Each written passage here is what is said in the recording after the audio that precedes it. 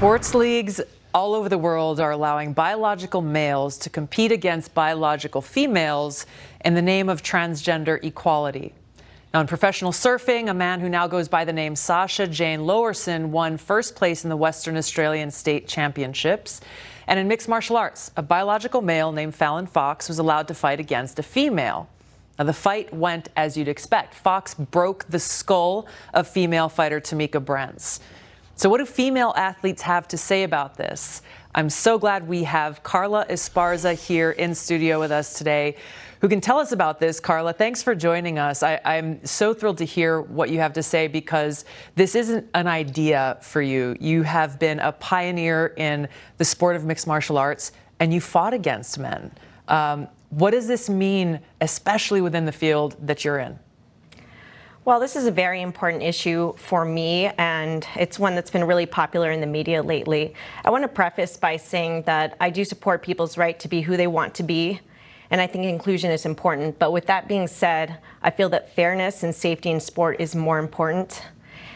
And, you know, although with fighting, with combat sports in general, there's an inherent risk. But just as we don't allow performance-enhancing drugs because it gives people an unfair advantage to inflict damage on their opponent, I believe that coming into our sport with a physiological advantage does the same. Yeah, you know, I had a chance to spend some time with those who were competing in swimming in college and in volleyball, and they were very concerned about the unfair biological and physical advantage that biological males have when they're competing against them, and obviously taking away a lot of opportunities that they see. So that speaks very clearly to the unfairness aspect of it. But as a mixed martial artist in your sport, there's a lot more that's at stake here. So even those who are saying, hey, well, we should find ways to be inclusive, there are very real consequences to this, and only you can speak uniquely to what those are. Most definitely.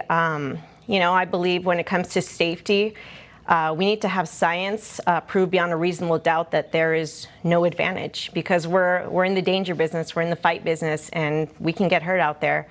You know, I've seen some recent studies that do show that, you know, even up to 2 years of hormone therapy, there's still an advantage.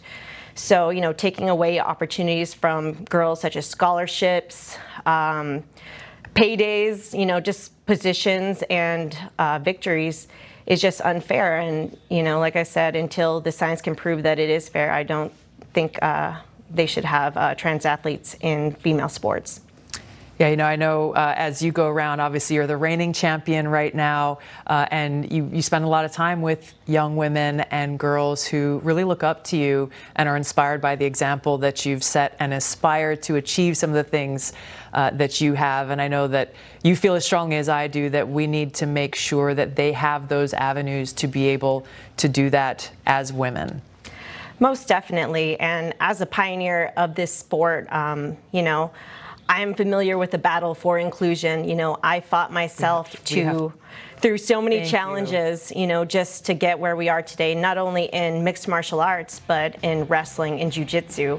So, you know. Thank you, Carla. I'm so sorry. We've got to cut it off there. Thank you so much for being here. Thank you all for joining us. It's been a pleasure to spend this time with you.